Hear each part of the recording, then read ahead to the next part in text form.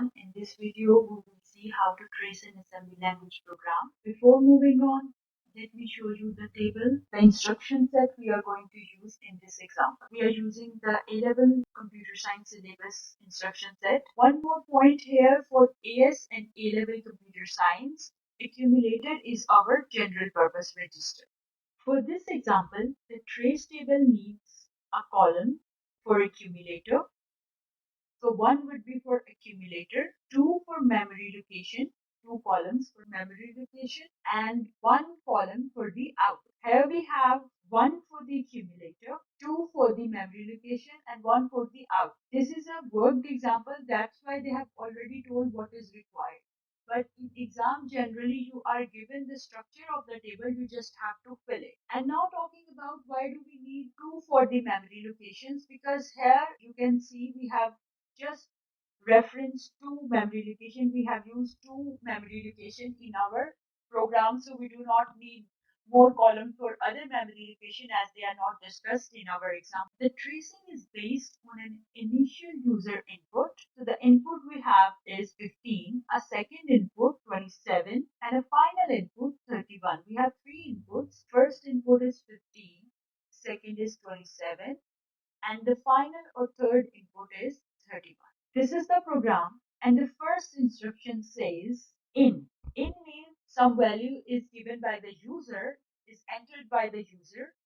Whatever value is entered, take that to the accumulator. So I have my accumulator over here. The first input is 15. In our accumulator, we will write 15. This drawing is just for your understanding. However, let me show you the table entry. So the first table entry you can see over here is in accumulator. We get this 15 because the program explicitly tells us that the first input is of number 15 from the user. Store STO 200. So this is location 200 and we want to store the value of accumulator in this location. So the value of accumulator is 15 and we are storing it on the location 200.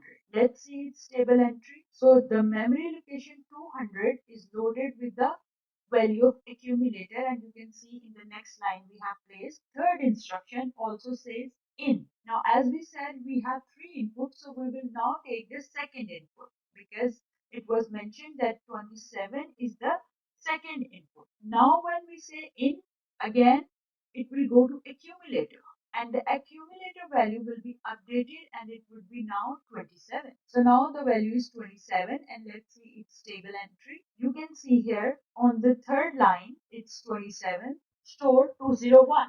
Again, the meaning of store is same. We have a memory location 201 and we want to store the value of accumulator in this memory location. So the value of accumulator is 27 and we will store it 27.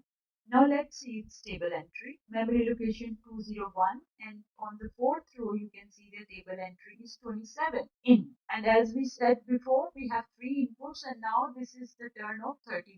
And now this 31 with the in instruction would be stored in accumulator. So 31 here. Let me show you its table entry as well. So on the fifth row, you can see it is 31. Add 200.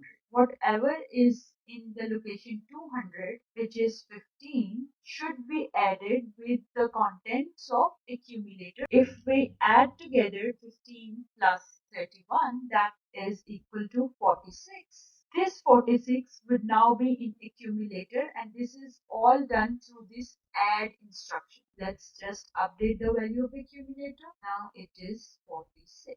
Now let's see the table entry. You can see this is 46 over here. Store 200, which means that whatever is in the accumulator, now store it in the location 200. In accumulator we have 46. We need to update the value which is of the memory location 200. We need to update the contents of memory location 200.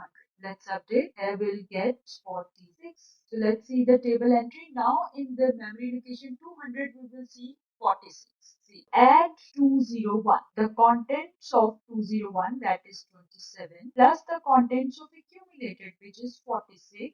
So if you add together, that is equal to 73. So updating the value of accumulator, we will get 73.